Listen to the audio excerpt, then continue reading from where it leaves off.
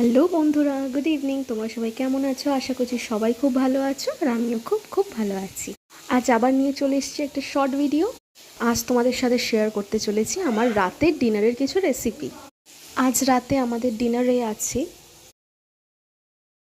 ডাল, আলু ভাজা, কুমড়ো ভাজা আর শিম আলুর তরকারি।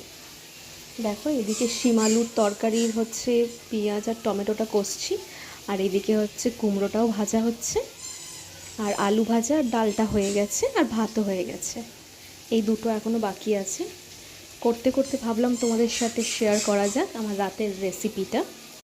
তোমরা রাতে কি কি খাও অবশ্যই কমেন্ট করে জানাও। মানে ভাত খাও না রুটি খাও? আমাদের ঘরে কোনো দিনই রুটি হয় না, কারণ আমাদের ঘরে কেউ রুটি খেতে পছন্দই করে না। কারণ রাত্রেবেলা করে সবাই ভাত খায়। প্রত্যেক দিন এতগুলো খাবার হয় না, মানে এতগুলো পদ রান্না হয় না। আজকেরই স্পেশালি হচ্ছে 3-4 রকম হচ্ছে। যখন যেরকম ইচ্ছা হয় সেরকমই করি। আর এই যে শীতকালে আমাদের অল টাইম ফেভারিট শিম।